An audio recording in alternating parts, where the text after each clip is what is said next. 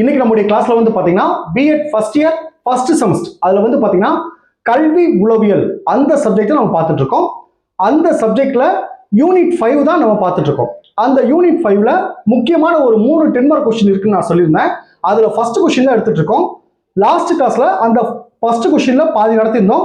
அதோடைய தொடர்ச்சி தான் இந்த கிளாஸ்ல நம்ம பார்க்க போறோம். சரிங்களா? இப்போ அந்த கொஸ்டின் நம்ம பார்க்கறதுக்கு முன்னாடி நம்மளுடைய இந்த BEd first year first semester கிளாஸ்ல புதுசா ஜாயின் பண்றதுக்கு நிறைய பேர் கால் பண்றீங்க.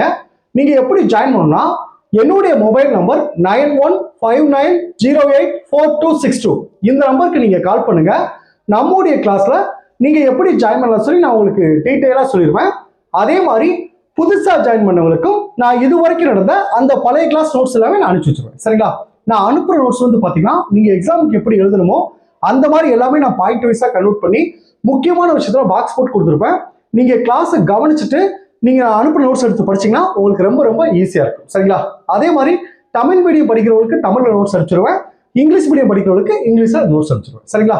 ஸோ ஜாயின் பண்ண விருப்பப்படுறவங்க என்னுடைய மொபைல் நம்பருக்கு கால் பண்ணி டீட்டெயிலா கேட்டு நம்முடைய கிளாஸ்ல நீங்க ஜாயின் பண்ணிக்கலாம். சரிங்களா? ஓகே, இப்போ லாஸ்ட் கிளாஸ்ல ஆளுமையை தீர்மானிக்கும் காரணிகள் அந்த கொஸ்டின் தான் பார்த்திருந்தோம். அந்த கொஸ்டின்ல உயிரியல் காரணிகள் ஃபுல்லா நம்ம பார்த்தோம். சரிங்களா?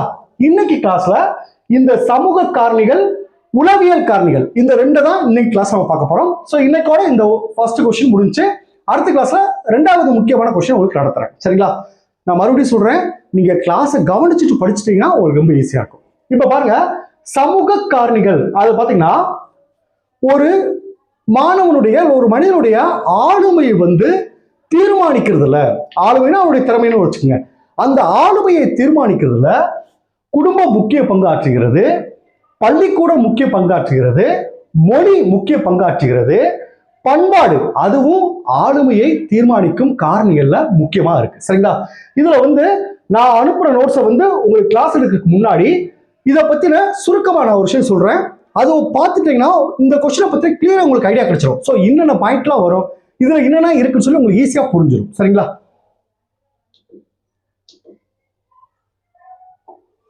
இப்ப பாருங்க, சமூக காரணிகள் அதுல வந்து சொன்ன மொத்தம் 4 காரணிகள் இருக்கு. 1 குடும்பம், 2 பள்ளிக்கூடம், 3 மொழி, 4 பண்பாடு. ஃபர்ஸ்ட் குடும்பம் அப்படின்னு ஃபர்ஸ்ட் எடுத்துருவோம். இந்த குடும்பத்துல வந்து மொத்தம் 6 பாயிண்ட் இருக்கு. நான் பாயிண்ட் ஃபர்ஸ்ட் சொல்றேன், அடுத்து நான் அனுப்புற நோட்ஸை வந்து உங்களுக்கு எக்ஸ்பிளைன் பண்றேன். சரிங்களா? இப்ப குடும்பத்துல எடுத்தீங்கன்னா குழந்தைகள் மீது பெற்றோர்களின் மனப்பான்மை. ஃபர்ஸ்ட் வந்து ஒரு குழந்தை ஆளுமை திறனா வளரணும்னா பெற்றோருடைய மனப்பான்மை இந்த குழந்தைகள் மீது சிறப்பாக இருக்க வேண்டும். சரிங்களா? இப்ப பெற்றோருக்குள்ளே சண்டை போட்டிருந்தா அந்த மாணவர் சரியா படிக்க மாட்டான். பெற்றோர்களே அந்த மாணவனை வந்து மட்டம் தட்டி பேசினா இன்னொருத்தவங்க கம்பேர் பண்ணி பேசுறப்ப அவனுக்கு ஆர்வம் வச்சு குறையும். சரிங்களா? இதெல்லாம் குடும்பத்துல முக்கியமான விஷயம். அது பாருங்க, குழந்தைகளின் மீது பெற்றோர்களின் மனப்பான்மை. 2 பாருங்க, பெற்றோர்களின் அளவுக்கு அதிகமான எதிர்பார்ப்பு. அந்த மாணவனுடைய திறமைக்கு விட அதிகம் எதிர்பார்க்கறது.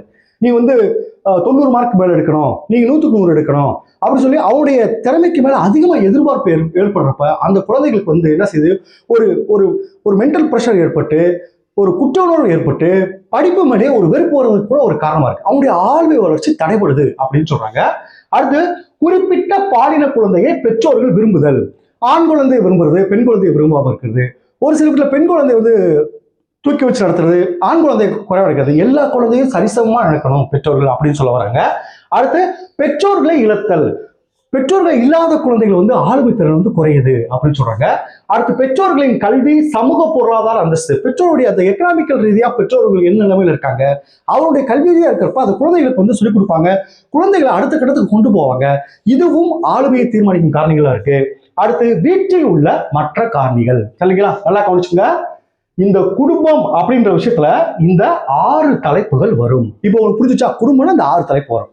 ரைட்டா? அடுத்து பாருங்க, பள்ளிக்கூடம். பள்ளிக்கூடத்துல முக்கியமான என்னென்னலாம் ஆளுமை தீர்மானிக்கும் பாத்தீங்கன்னா மொத்தம் 9 பாயிண்ட். 1 ஆசிரியர்களின் ஆளுமை, ஆசிரியர் சிறப்பா இருக்கணும். அடுத்து தலைமை ஆசிரியர்கள் ஆளுமை, ஆசிரியர் சிறப்பா மட்டும் போகாது, அந்த பள்ளியுடைய தலைமை ஆசிரியர் ஆளுமையும் சிறப்பா இருக்கணும். அடுத்து பள்ளி கட்டுப்பாடு, பள்ளி வேலை நேரம், பள்ளியின் தரம், அடுத்து பள்ளியில் காணப்படும் நிறுவன சூழல், அடுத்து பாட தொடர்புடைய வகுப்பறை செயல்கள், அடுத்து வகுப்புக்கு வெளியே நிலையும் துணை செயல்கள், இதெல்லாம் சிறப்பா இருக்கணும். இதெல்லாம் சிறப்பா இருந்தா கூட ஒரு மாணவனுடைய ஆளுமை வளர்ச்சி மேம்படும். இதுல எது சிறப்பா இல்லைன்னா மாணவர்களுடைய ஆளுமை வளர்ச்சி குறைவா இருக்கும். இப்போ ஃபார் எக்ஸாம்பிள் பாருங்க, பள்ளி கட்டுப்பாடு, எந்த கட்டுப்பாடு இல்லாம நினைச்ச நேரத்துக்கு வர்றது, நினைச்ச நேரத்துக்கு வெளியே போறது, அந்த மாதிரி இருந்தா அந்த குழந்தையோட ஆளுமை திறமை வந்து பாதிக்கும். சரிங்களா? ஸோ இதுவும் பள்ளிக்கூடமும் முக்கியமான ஒரு விஷயம். அடுத்து பாருங்க, மொழி, லாங்குவேஜ், அதுதான் நம்ம மனசுல உள்ள வார்த்தைகளை முழுவதும் வெளிப்படுத்துற ஒரு விஷயம். மொழி தெரியாம ஒருவருடைய ஆளுமை வளர்ச்சி சிறப்படையாது. அதுதான் தாய்மொழி கல்வியோட முக்கியத்துவம். சரிங்களா? எத்தனை மொழி வேணா படிச்சுங்க, ஆனா தாய்மொழி கல்வி தான் உங்களுடைய படிப்பு இருக்கணும். அதுதான் உங்களை சிந்திக்க தூண்டும் அப்படின்னு சொல்றாங்க. அதுதான் உங்களுடைய ஆளுமையை வளர்ச்சியை ஏற்படுத்தும் அப்படின்னு சொல்றாங்க. அதான் பாருங்க, குழந்தைகளின் ஆளுமை வளர்ச்சியை வளர்ப்பதில் மொழிக்கு பங்குண்டு. முக்கியமா பாருங்க, பாடங்களை கற்பிக்கவும் விளக்கி கூறவும் ஆசிரியர்களுடைய உணர்வுகளை உணர்த்தும் மொழி இன்றியமையாதாகிறது. சரிங்களா? இப்போ ஒரு மொழியில ஆசிரியர் நடத்துறாரு, அந்த மொழியை மாணவர்களுக்கு தெரியலன்னா அவங்க எப்படி அவங்களுடைய ஆர்வ வளர்ச்சி ஏற்படும்? சரிங்களா? அதைத்தான் இதுல மொழியில சொல்றாங்க. அப்போ மொழியில இந்த வார்த்தைகள் எல்லாம் வரணும்.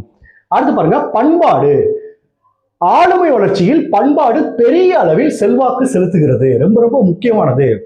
பண்பாடுடைய அந்த பழக்க வழக்கங்களுடைய வளர்ற மாணவன் வந்து ஆளுமை வளர்ச்சி சிறப்பாக இருக்குன்னு சொல்றாங்க. அந்த பண்பாட்டுக்கு எதிராக செயல்படக்கூடிய மாணவர்கள் வந்து ஆளுமை வளர்ச்சி குறையும் அப்படின்னு சொல்றாங்க. அதான் பாருங்க, ஒவ்வொருவரும் தாங்கள் சார்ந்திருக்கும் சமுதாயத்தில் சமூக வாழ்க்கையின் 3 முக்கிய கூறுகளான தொழில் எல்லாருமே சிறப்பாக இருக்குன்னு தான் ஆசைப்படுவாங்க. திருமண வாழ்க்கை, அடுத்து பிறருடன் பொருத்த உறவு கொண்ட பழகுதல், பிறருடன் நண்பர்களாக பழகுதல், இதெல்லாம் கரெக்டா அமைஞ்சாதான் அந்த நபருடைய அந்த மாணவருடைய ஆளுமை வளர்ச்சி அதிகரிக்கும் சொல்றாங்க. ஆகியவற்றில் வெற்றி பெற முனைகின்றனர். இவற்றை பல்வேறு சமூக நிலைகளில் உருவாக்கின்றன. பாருங்க, உடை உடுத்தும் முறை, உண்ணும் முறை, குழந்தை வளர்ப்பு, நம்பிக்கைகள், மரபுகள் ஆகியவற்றுக்கு அளிக்கப்படும் முக்கியத்துவம் வெவ்வேறு பண்பாட்டு சூழலில் வரும் குழந்தைகளின் ஆளுமை வளர்ச்சியில் பிரதிபலிக்கின்றன அப்படின்னு சொல்றாங்க. அடுத்து லாஸ்ட், உளவியல் காரணிகள். உளவியல் காரணம் முக்கியமானது. நுண்ணறிவு, ஊக்கம், மனப்பான்மை, மனவெழுச்சி, கவர்ச்சி, பற்று. நல்லா கவனிச்சுங்க, இந்த வார்த்தை எல்லாமே நான் அனுப்பின ஒரு சில எல்லாம் இருக்கும். சரிங்களா? இப்போ உங்களுக்கு ஓவரலா சமூக வளர்ச்சி, சமூக காரணிகள் என்னன்னு தெரிஞ்சிச்சு. உளவியல் காரணிகள்ல இந்த நுண்ணறிவு, ஊக்கம், மனப்பான்மை, மனவெழுச்சிகள், கவர்ச்சி, பற்று, இதெல்லாம் உங்களுக்கு தெரிஞ்சிச்சா? இப்போ நான் நோட்ஸுக்கு போறேன், உங்களுக்கு ஈஸியா புரியும். இப்போ பாருங்க, சமூக காரணிகள். சமூக காரணிகள் என்னென்ன ஃபர்ஸ்ட் பார்ப்போம்.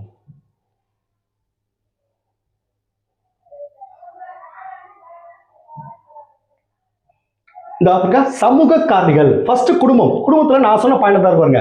குழந்தைகள் மீது பெற்றோர்களின் மனப்பான்மை, பெற்றோர்களின் அளவுக்கு அதிகமான எதிர்பார்ப்பு, குறிப்பிட்ட பாலின குழந்தைகள் பெற்றோரை விரும்புதல், பெற்றோர்களை இழத்தல், இதுதான் பாருங்க. அடுத்து பள்ளிக்கூடம், மொழி, பண்பாடு. ஃபர்ஸ்ட் குடும்பம். பாருங்க, குழந்தை மீது பெற்றோர்களின் மனப்பான்மை. குழந்தை மீது பெற்றோர்கள் மனப்பான்மை எப்படி இருக்கு பாருங்க.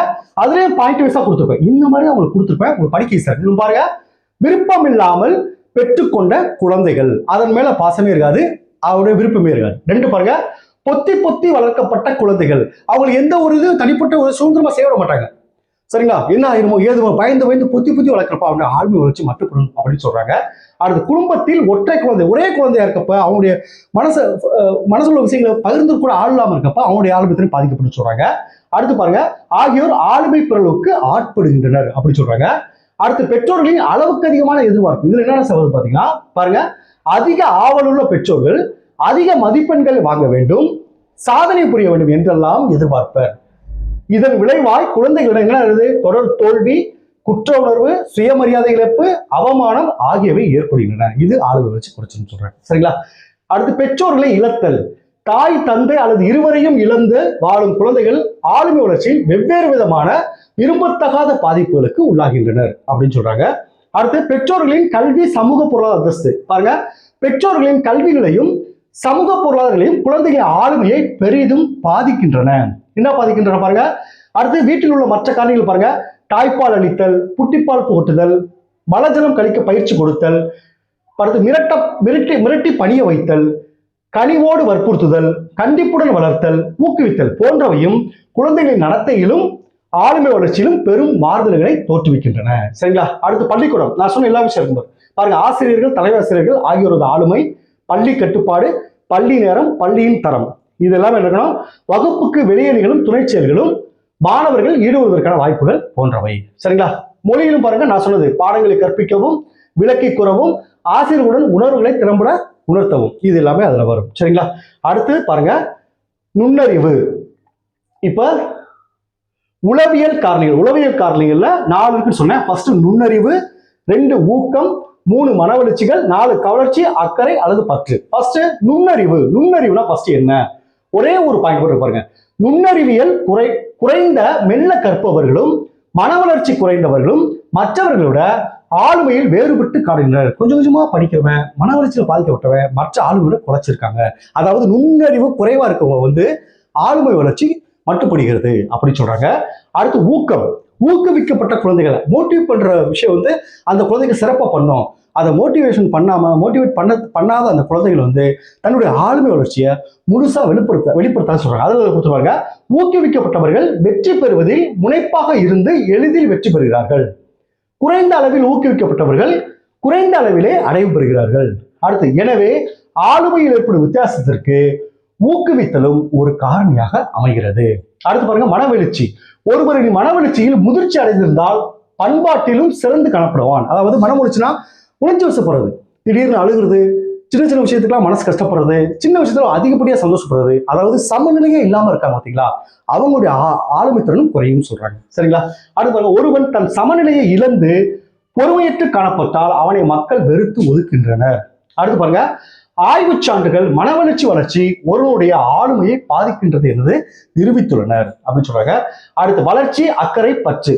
மற்ற உளவியல் காரணிகளை போலவே கவர்ச்சி, பற்று ஆகியவை மனித ஆளுமையை பாதிக்கக்கூடியவை. எதுலுமே விருப்பம் இல்லைன்னா அதுல சிறப்பாக செயல்பட மாட்டான். எதுலுமே அவங்க ஆர்வம் இல்லைன்னா சிறப்பாக செயல்பட மாட்டான். எதுல ஆர்வம் விருப்பம் இருக்கோ அதுல சிறப்பாக செயல்படுவான் அப்படின்னு சொல்றாங்க. அக்கறையும் பற்று உள்ளவன் செயலில் அதிக அளவில் ஈடுபடுவான். லாஸ்ட் பாருங்க, அக்கறையும் பற்றும் குறைந்து காணப்படுபவர்கள் குறைந்த அளவில் தான் செயல்படுவார்கள். சரிங்களா? சோ இதுதான் ஆளுமையை தீர்மானிக்கும் காரணிகள். இந்த கொஸ்டின் கேட்டா இப்ப நான் கிளாஸ் நடத்த வச்சு நீங்க எழுதிடலாம். சரிங்களா? Okay, thank you students. நம்ம நெக்ஸ்ட் கிளாஸ்ல பார்ப்போம்.